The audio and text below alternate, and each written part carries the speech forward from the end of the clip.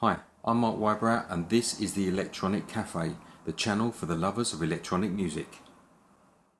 And I'm Andy McNabb, so let's get started.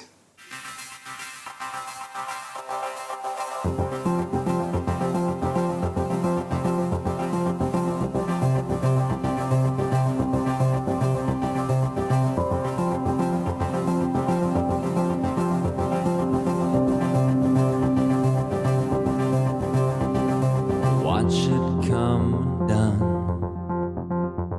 with cheers from every. So welcome to this interview edition of the Electronic Cafe. Mark and I had the great fortune to spend some time with the brilliant Erik Stein from the Cult with No Name. Really nice guy, really gets his music. The new album that's coming out is just going to blow you guys away when you get to hear it. So yeah, we reached out some time ago and said, look, Erik would love to come on the show, and he absolutely duly obliged. So sit back and get to know the fantastic Erik Stein, his amazing music, the Cult with No Name. Enjoy. Because obviously I'm a little bit younger than well, certainly Andy. I don't know about Mark, but electronic music keeps you young at heart anyway. It does. And And we'll pay for the chance to be hit, to be scared, to be lost, be indifferent. Walk the line, walk the fire, walk away. The privilege of knowing we'll see. Just allows us to indulge those things we need. The memory, the thriller, too deep.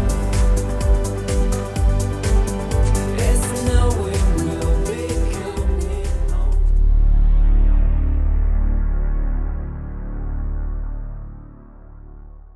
So hey everyone, welcome to another brilliant interview edition of Electronic Cafe. I'm delighted to say a guest that we've been talking to while to come on the show. Absolutely delighted he's coming on, Mr. Erik Stein from Cult with No Name. Erik, lovely to have you on the show, my friend.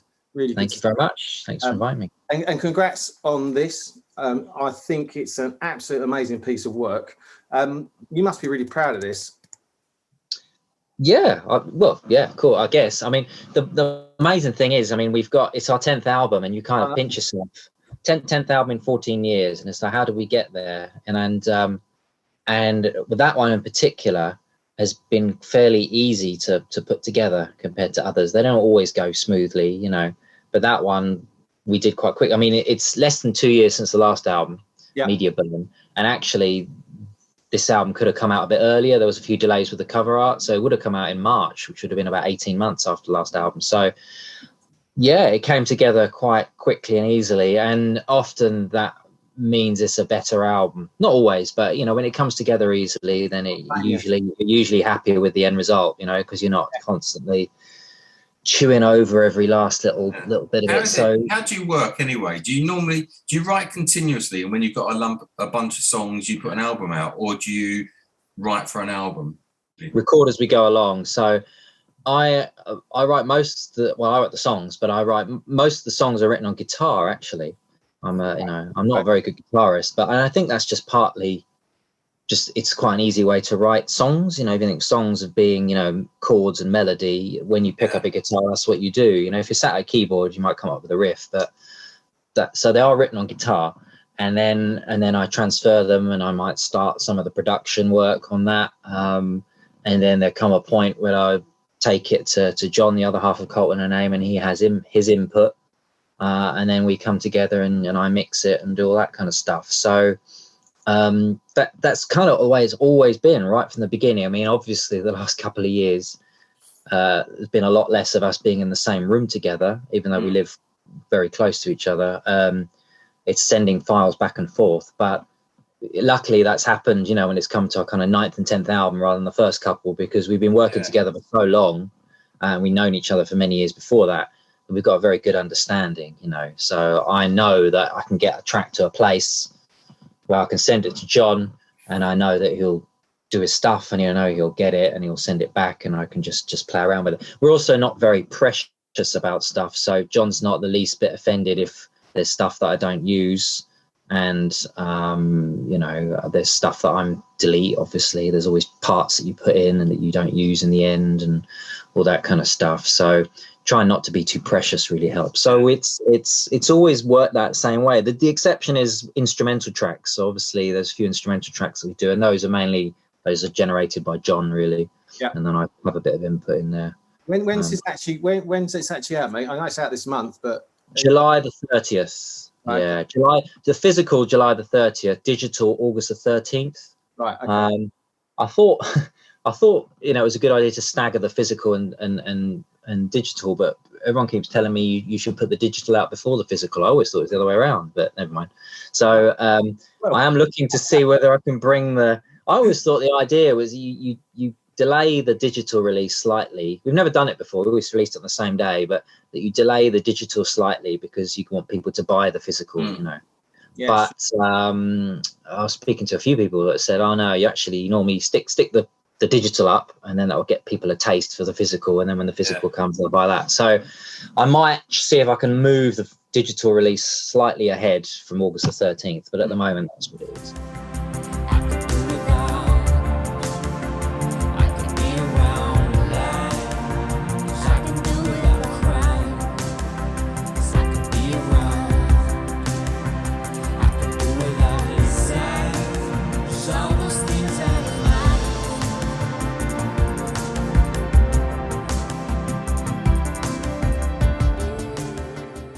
We're quite lucky that you've given us copies of these, which we've listened to, which I really, really love. And previous to this one, Media Burner was, I guess, my favourite. I really love that album. But this one, I mean, you describe yourself as electronic balladeers. I mean, I guess when we was in bands together, people say, "What do you sound like?" And you come up with something, but we were never quite happy with however we described ourselves. But this album has got, the electronic stuff, the all-out sort of synth stuff, and it's got a lot of kind of quieter, like bluesy, jazzy, feely, slower ones in there. And I think I'm not just blowing smoke up your ass, but I mean, your voice has grown over the course of your 10 albums. You've got like a timbre to your voice now, which is like, really, really nice and really complements the music greatly.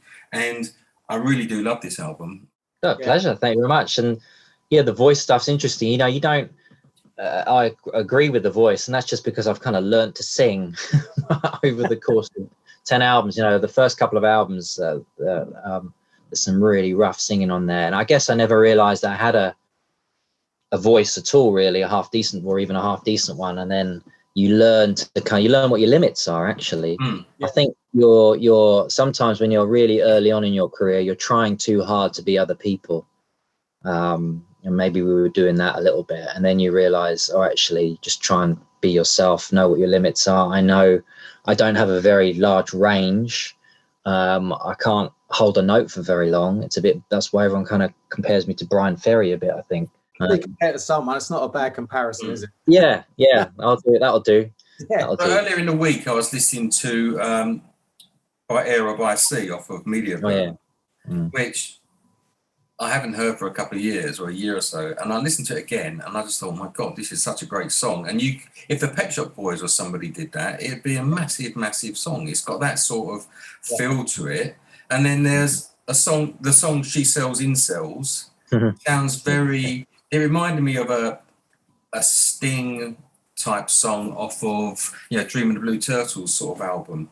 So I mean, it's difficult to categorize, and it's brilliant that you aren't able to be categorized because all the songs sound so different and unique. And that's a good thing. It is a good thing. That's kind of why we did the electronic balladeers thing, because if people have trouble saying what genre you are, then and are continually asking you what is your, and then you just make one up. So, it fits quite well, I think. I think so. I think it's difficult to categorize, but all in a really good way. Yeah, it's not like where do they fit? I just think all the songs sound so good, whether it's the jazzy, bluesy, slower ones with the electronics. I mean, if you go back to, say, your first album, you did a song called Girl, is it Girl? Yeah. An early song, which could fit on your later albums because it's kind of reminiscent of the voice with the synths coming up behind it and stuff. I mean, it's a really nice range of sounds that you've got on your albums. Well, thanks. And it's always that thing, you try as a band to be diverse, but to always sound like yourself, you know? And it happens a bit by accident these days, but I think it's kind of knowing. I'm a bit too eclectic actually when I choose sound. I'm always choosing different sounds, and I'm always trying to make songs sound very different from each other. And John's very good at using the same sounds over and over and over again, which kind of start to become our trademark. I mean, he used the same piano sound for the first 7 albums, you know. And I also remember I was a music journalist for a while, and I interviewed Paul Humphreys from OMD in his house actually, and he said that OMD or his approach is to always have a certain palette of sounds when you go in to record an album, and use that palette of sounds. And when you think of OMD, that's quite interesting, because you think of an album like Junk Culture by OMD, and that is all the sounds on there are completely unique to that album. You know, it has a very distinct palette of sounds, Junk Culture, as does many of the other OMD albums. So I thought it was very interesting. I have to say I haven't stuck to it, but I thought it was an interesting idea. Didn't Depeche Mode say they never use the same sound twice, up to a point, I guess? Yeah, I'm not sure I believe that. No, I don't either. I don't. No, there's probably they just tweaked it like one notch on the bass sound or something. It's classed as different.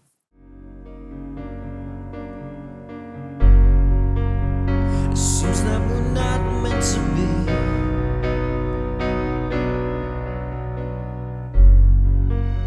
I hope that we find you someone.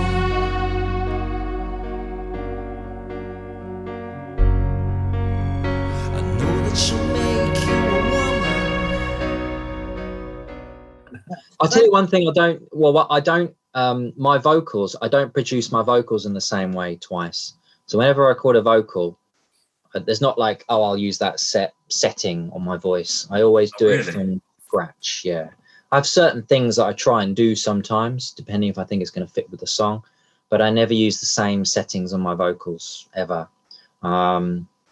So that's something. But like I say, John, that's where Jonny Boux, the other half, he's very good at trying to get that consistency going. Because if it was just me, it would sound like 12 different bands on each album. How did you and John meet, mate? Were you long-term friends or? Yeah. So we HMV. So my first job out of university was working at HMV in Trocadero in Piccadilly, and can't remember that song. It was, and I had a great time. You know, no responsibilities. Everyone there was in a band or wanting to be in a band, or an artist or an actor or trying to be, and funnily enough, actually, just after I got that job, I was offered a job at Sister Ray Records. Oh, right. And on Berwick Street, when it was in Berwick Street at that time. And I always think of that as a big fork in the road, because had I taken the Sister Ray job, I wonder where I'd be now. But anyway, John, he started as a Christmas temp about a year after I was working there, and then we became mates. We didn't start the band until several years later. We were just mates, and then it kind of happened. And I know, obviously, we met briefly at a book launch through Rusty Egan at the Craftwork book. I'm guessing you're a massive fan of the guys from Clean Clang Studios, or because it's interesting. I talk to some people, I assume they're going to be massive Craftwork fans, and sometimes they're not actually. But I'm assuming you probably are. But now you're going to prove me wrong. Well, I'm not actually. I am a fan, a big fan. I am a fan of Craftwork. But what frustrates me about Craftwork is I'm actually, which not what people would know, I was born in Germany and I have a German family. So I'm actually, don't mention the football. I'm a German citizen, even though I grew up in the UK. And the only thing that frustrates me a bit is that how Craftwork are just the only German band that anyone ever talks about, and I just think there are some really amazing German bands, electronic and beyond. And it frustrates me that Kraftwerk get all the attention. And I actually recently wrote with my mate Rudy Esch, who was the bass player in Die Krups. We wrote a chapter for a book on Düsseldorf, the history of Düsseldorf electronic music. And I tried quite deliberately to not talk about Kraftwerk too much, because actually in Düsseldorf, to the Düsseldorf bands, Kraftwerk were terribly unfashionable, you know. And Kraftwerk, of course, they didn't mix with anyone. So actually, in Düsseldorf music terms, a band like La Düsseldorf and Neu were much more important than Kraftwerk, because you know, Klaus Dinger was out and about, and you know, and the punks bought the La Düsseldorf albums. They didn't buy the Kraftwerk albums in Düsseldorf days. Yeah. So that's interesting, but of course you've got to admire Kraftwerk. Yeah, you're right though. There are some amazing German artists. I mean, like Schiller and even Jennifer Touch, who had on the show recently. I think she's a proper up-and-coming star. Well, Jennifer Touch said the same sort of thing. I mean, she's German. She said that she can appreciate what Kraftwerk are and what they've done, but she's not over-the-top Kraftwerk. I listen to DAF much more than I do Kraftwerk. There's bands that, you know, that sing in German language you wouldn't necessarily, that aren't known here at all, that I really like. There's a really interesting band called Feuer des Arts, the kind of new Neue Deutsche Welle kind of stuff. So so you got to admire Kraftwerk. Also, if I'm honest, in electronic music terms, I like things that's a bit more sort of fusion, you know, so where using electronic elements in other kinds of music, you know, whatever that might be, I find a bit more interesting, you know. So if you think, you know, Man Machine, obviously a fantastic album, but and groundbreaking, but doing an album about robots called The Man Machine, which has a song called The Robots On, when you're dressed as a robot using the latest technology, it's all a bit kind of, you get the message. You get the message. It's a bit on the nose, you know. So I like it is when you get, I don't know, some kind of, I don't know, something really weird, that uses electronics. I said to Andy at that book launch where we met a year or so ago, I said to Andy, I said, do you think Kraftwerk, like when they're away from the cameras and the publicity, they must like look at each other and laugh, because they've got this persona of, you know, clean clang, no telephone, unapproachable, these kind of robotic people that everybody buys into. But then when they're away from it in the solace of their own rooms, they must think, this is hilarious, just everyone's buying into this. I guess they must. And again, my mate Rudy, he bumped into Florian Schneider, obviously, God rest his soul, a couple of years ago in an ice cream parlor in Düsseldorf, and that was his favorite. That's his favorite ice cream parlor. He goes there every day with his daughter. Apparently, used to go there every day with his daughter. Yeah. You know, I just, oh my God, just Kraftwerk eat ice cream. It's who would have thought? It's just, I think it is. I mean, there's a lot of humor in Kraftwerk, of course, and. I like, you got Om Sweet Om, haven't you? On Om Sweet Om, yeah, great example. It's a play on words that it's a joke, isn't it? It's got to be. Yeah. All of them aren't what all of it shows, and all of its true citations, they tell you so. And who to trust and who to shake, who's on the cusp and who's on the make, blind dogs. I know you did a couple of tracks on Rusty's album, Welcome to the Dance Floor, which were great. Any plans to work with him again or collaborate with anyone else? I know you only just got the album out, but any sort of future plans down the line? Well, it would be nice. I mean, I spoke to Rusty the other day. He's doing, you know, he's working on another album, and I've said if he's got one that's for me, then you know, see, he will send it. I mean, I've done a few things since, because I did this song I thought I would never love again, but I was wrong. I did that with Rusty, and the Blitz soundtrack. Yes, Are those it's the other singer that's singing on that one, I think, isn't it? Is it? Because he got like there's someone with a falsetto to do a version as well. And then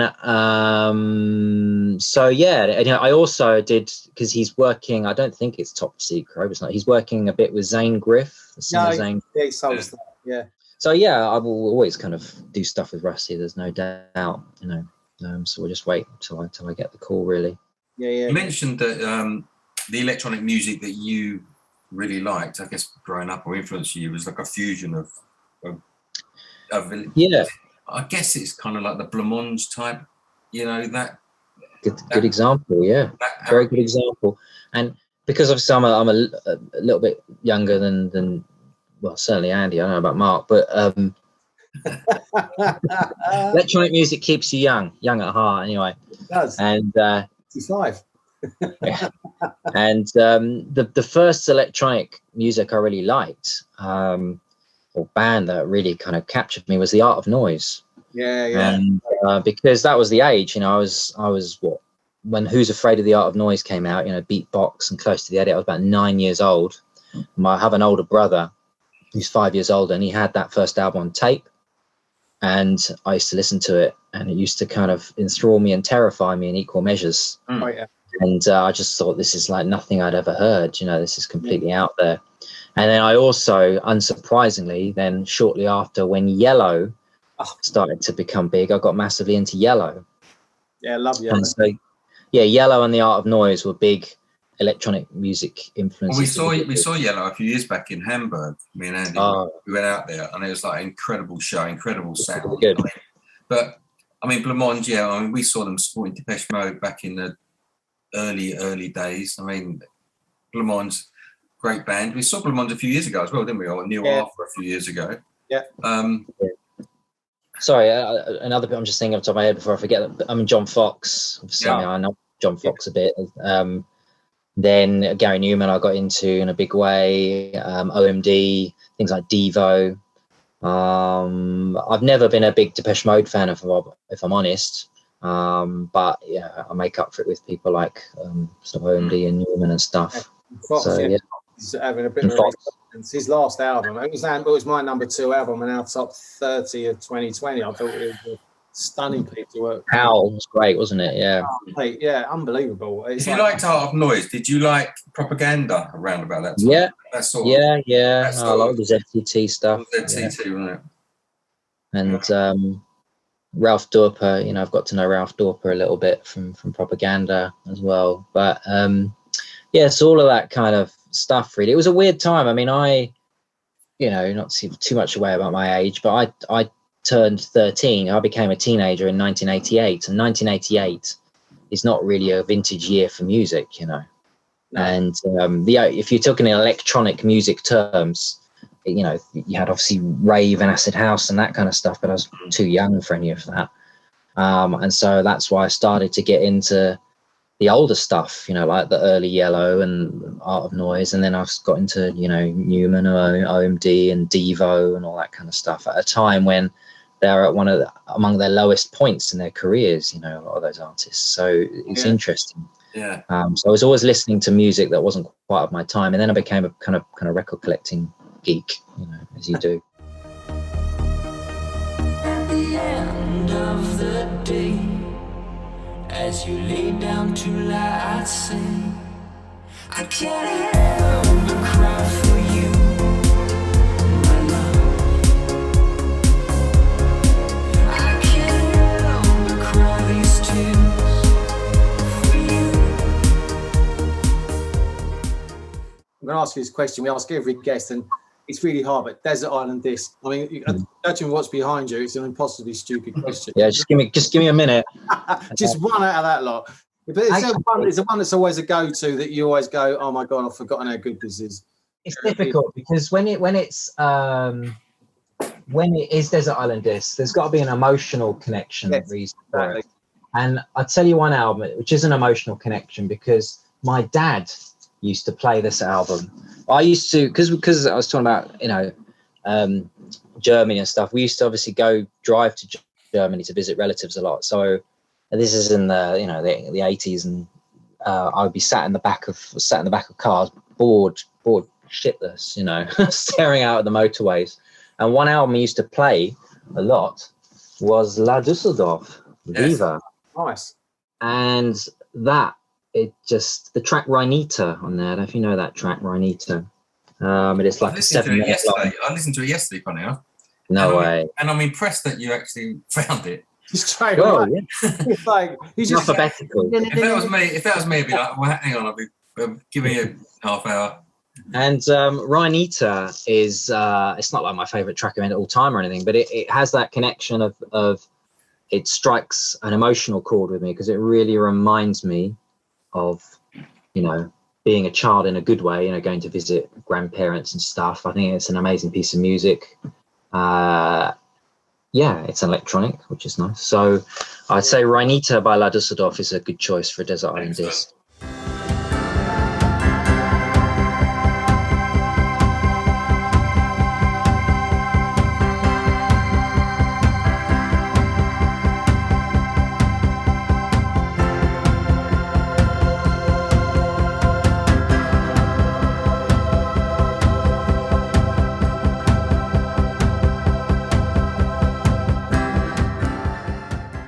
So here we go. Look, table for four for you.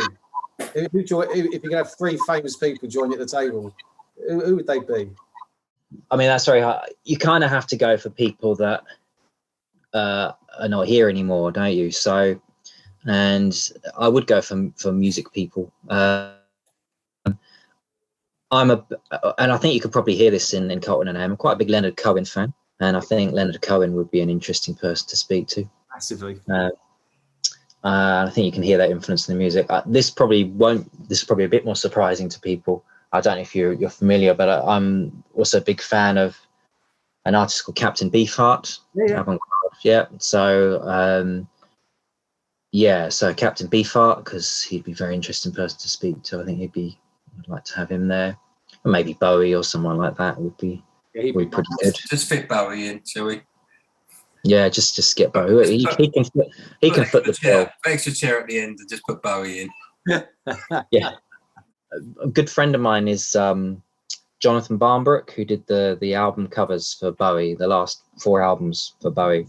Oh, nice. Next Day and all that, and he's done an album cover for us as well. And so he tells me a few of his. You didn't meet Bowie many times, but he has got a few Bowie stories which are quite incredible.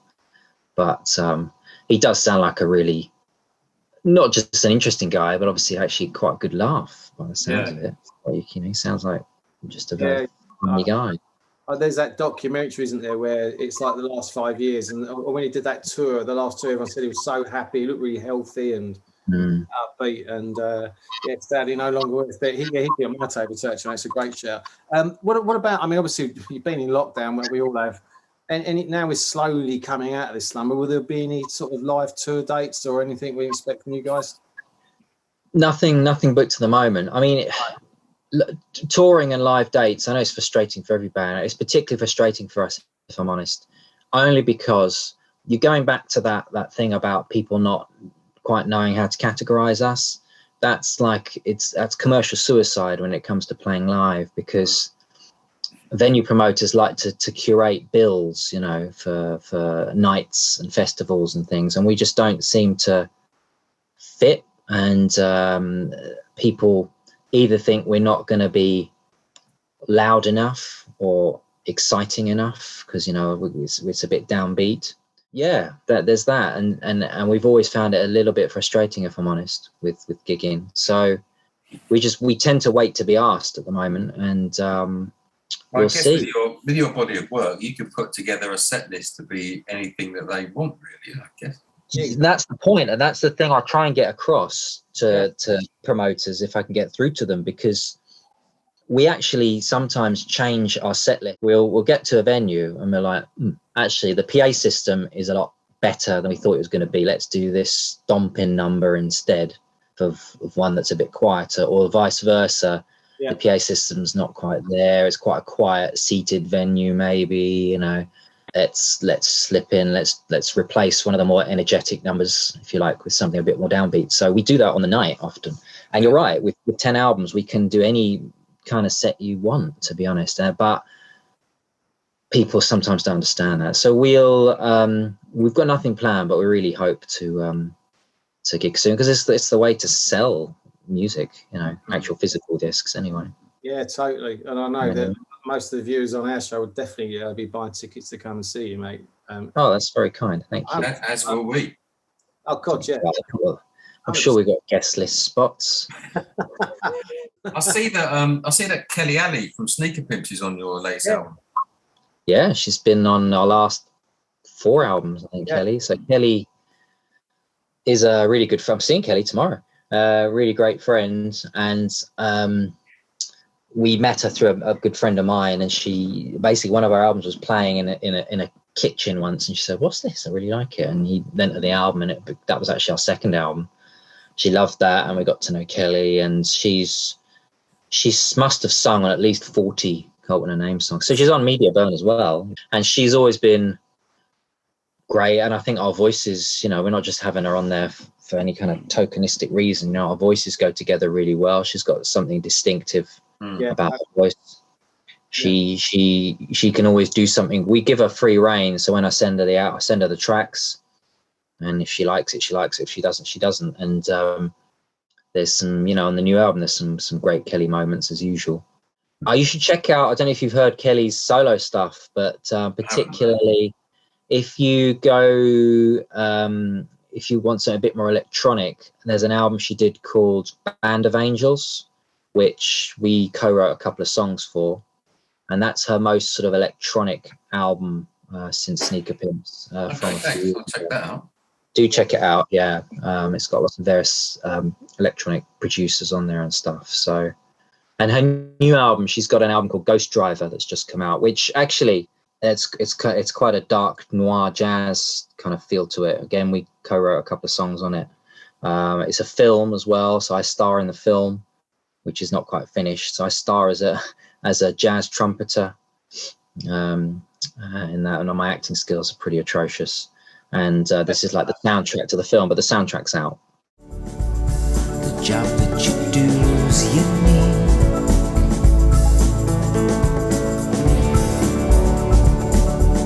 Plus the way that you play the fools unique. One hell of a guy.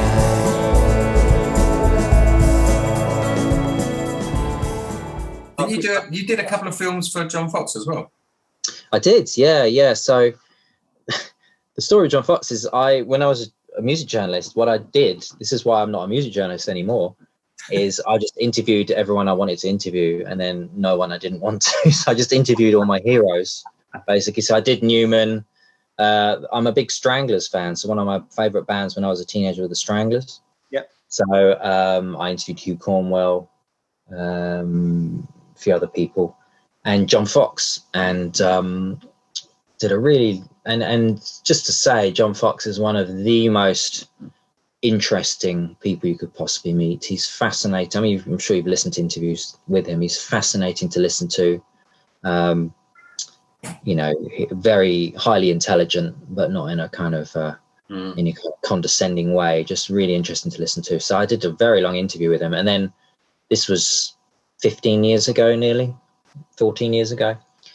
And his manager then contacted me and said, hey, he's doing a photo exhibition. There's like a private view for photo exhibition. Do you want to come?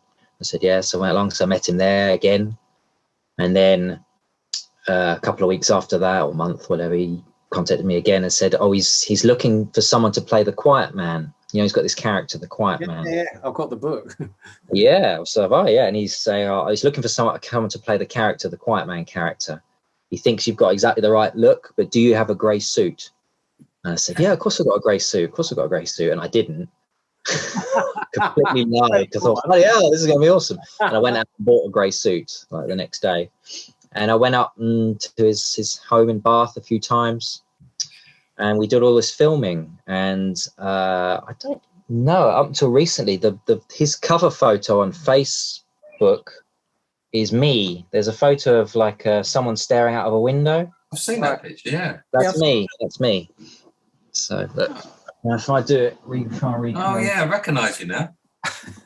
That's actually me. So we did all this filming. I don't think any of the actual film footage has come out. I don't know if it ever will, but he's obviously got these photos and stills and things he's used here and there. He did some very interesting shots with him as well. And then also, of course, we worked with him with the soundtrack that we did, the Blue Velvet Revisited soundtrack. He has a track on there. Yeah. And so I've met John a few times. I would say I know him well, but it's, you know, he's a really great guy. Anyone new recently that you stood up and gone, I quite like that, or any new bands you can recommend to our viewers that have come out lately? I'm a bit of I'm always collecting older stuff, so it's hard. But I don't know enough. It's shameful, really. And having the time to hunt out this kind of stuff as someone that doesn't really use Spotify is challenging. But that's why we have people like you, right? To expose these great new artists. So hopefully I'll discover something that way. But I'm constantly collecting. I've got a huge wants list because the stuff I collect is, a lot of it is quite obscure, some of it obscure, and I like that. I mean, I'm like I like the hunt, you know. So I'm trying to focus on that. Yeah, the rare stuff. I think the hunt is something that, when you find something that absolutely takes your breath away and you just play it to death, that's the buzz that I get as a music collector. Andy's the same. Yeah. I mean, by us doing this over the last couple of years has probably enhanced our quest to find new music. And there's just been so much out there. And I guess a lot of stuff's going to be coming out like yours because of the year or the 18 months people have had in lockdown. I mean, people have been, artists have been at home, been writing and recording because that's what they do. And there's going to be a wealth of material coming out in the next year or so. Yeah, there is. And on that, unbelievably, and again, I have to pinch myself, we've done 6 tracks for the next album. So they're not quite finished, but we're 6 tracks in for the next one. And so it's just good to know that, touch wood and the rest of it, there will be an 11th album. And we're pretty happy with how it's shaping up. There's a couple of quite stomping electronic tracks on there, quite, I wouldn't say heavy, but fastest. One's the fastest track we've ever done, by far, I'd say. Another one is quite sort of big sounding. So we'll see. Hope maybe this time next year we'll have another one out. You never know. Okay, that'd be good. So how has lockdown been for you? I mean, because we've all been working from home. I've got 2 small kids. You've got a young daughter as well. But your job is making a noise. So with a baby around, it's difficult, isn't it? Well, yeah. Luckily, if you're doing electronic stuff, you've got headphones, so it's been okay. I mean, I'm surprised that I've managed to, because those 6 tracks have been since she was born, and I'm surprised that I've managed to do that. It's been good. I mean, luckily, I've been home a lot, and having a baby daughter and being home a lot is not a bad thing. She loves music as well, which is nice. And it's been okay. Yeah, it's been okay. I feel sorry in some ways, I feel more sorry for kind of rock bands that have to kind of be in the same room together to create their music, which is, fair enough if that's what they do, where it's just not been possible. So there's probably a lot of electronic music albums that are coming out, but not so many kind of metal. It's funny though, because me and Andy started this probably 2 weeks before we went into full lockdown. So the first episode it was always the plan that we was going to be sitting side by side, just talking about music, talking about albums and stuff. Through circumstance, we had to do it remotely because we couldn't see each other. So not the interview episodes, but the music episodes have been filmed separately and edited together. Yeah. And I mean, apart from the Rusty interview and the first episode, we've done 30, nearly 40 episodes now where we haven't been side by side. Amazing. Just through circumstance. The idea was electronic cafe. We were just going to be sitting on a sofa, having a coffee, and just talking about music and albums. But it just hasn't worked out that way. But it's done all right, actually. Yeah, in some ways, it's worked out well. And some things are easier, some things are harder, right? It's and obviously I'm sat at the computer far more than I ordinarily would be, which is not always great for your health. But just try and break out. It's been good. The gigs, of course, is the frustrating thing. I know John in particular, he's really missing playing live, and I just hope that can resume. I mean, I just think I've lost track with tickets that I've bought for bands. I've lost track with, it's been rescheduled so many times. And I've got tickets for Bauhaus and I've got tickets for Stranglers, I think Sparks. I'm a big Sparks fan as well. It's another type of electronic fusion kind of band. And I've lost track really of when these gigs are.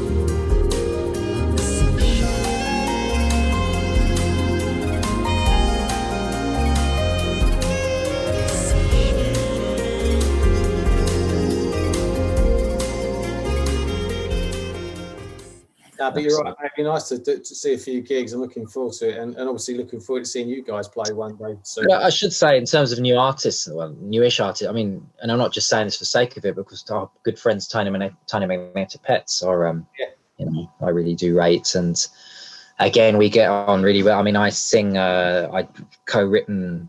Well, I mean, I just did the lyrics and the melody. There's a song on there, what will be their next album, with like a duet between me and Paula. Oh, lovely. We've done, yeah, and obviously we've played with them many times, and there might be another sort of bit more collaboration coming up. But yeah, they're great, and I'm so pleased for them. Yeah, I think they're. I mean, we interviewed them on here, and as you say, they're three of the nicest people you could ever wish to meet. Absolutely, yeah. New album's great. Yeah, definitely. Last question, Erik. Is there anyone on your wish list that you would like to collaborate with, that you think you'd really like to work with? It's hard, you know. I wonder if I'm not that easy to collaborate with. Only because, well, actually, I've just been talking about collaboration. They've gone fine. You seem to work with a lot of people. That's true. Maybe I am. I don't know. John Fox would be good. That'd be nice. I don't know what I'd do, you know, because I write songs and he writes songs, so I'm not sure how that would kind of. Have you still got your grey suit? I don't fit in it anymore. This was 14 years ago, so I don't fit in the grey suit anymore. So I've got another one. I will make it fit. I'll try, but that'd be so I don't know really. That'd be interesting with you two in the studio. I bet you come up with some amazing stuff. Yeah, we'll see. So no one immediate, you know. I'm happy with what we're doing. I like you know, the Cult and a Name setup. So, but if people, I'm always up for collaborating. I did an interesting EP with there's a guy called Jean-Marc Lederman, who was in the Weathermen, sort of an 80s kind of EBM group, and so I did an EP with him. Came out about a year ago, which kind of sunk without a trace, really. No one really took any notice, but that was fun and interesting as well. So we were quite pleased with how that came out again, but always up for it. Yeah, I'm really up for anything, you know. Have a go at anything, really. Okay. Cool. Well, I was going to say, look, from our side, mate, I can't thank you enough for your time. When you get tour dates, let us know. We'll promote the hell out of them. Thank you very much. Comes out, let us know. We'll promote the hell out of that, because, you know, even on our Facebook channel page, it's all about telling people, but obviously we'll use this as well from a YouTube perspective, just to tell people, because, you know, we just want to keep people informed, and just really appreciate your time, mate. No, thank you. I really, really appreciate it, and anytime, and thanks for all you're doing. You know, we do, especially during this period of lockdown, really do appreciate people like you and what you do in terms of promoting new music, and yeah, thank you. Thanks for giving up your Saturday afternoon, Erik. Appreciate it a lot. Absolute pleasure. Love the album, loving the direction you're going, loving what you're doing. It's a really great album. We'll push it on the Facebook page and on the channel, and yeah, good luck with that on the 30th of July. It deserves great things. It's a great album. It absolutely does. It's funny, just before I got done this call, my cousin, who's a big fan of music, was chatting to me about saying, check this out. I said, look, dude, I'm just about to go on an interview And I told him, he said, I've heard of him, I don't know. I said, check this out. And he literally came back to me, sounds like Blue Nile, Black, and a few other things. I'm loving it. I'm going to go and investigate. So, it's just... Very interesting. Well, the Blue Nile comparison is an interesting, because John, he's a big Blue Nile fan, so you'll have that. Oh, really? Yeah, I can hear that, actually, because some of the ambience in the Blue Nile stuff that you've got in some of your... Yeah. Brilliant. Thanks so much. Really appreciate it. That marks every other, the truth that you'll never recover. A pain just cannot be expressed. It takes time for the reflex. When major pictures given today, she chose to fight it all the way. Are those that never learn condemned to long repeat the automatic deed?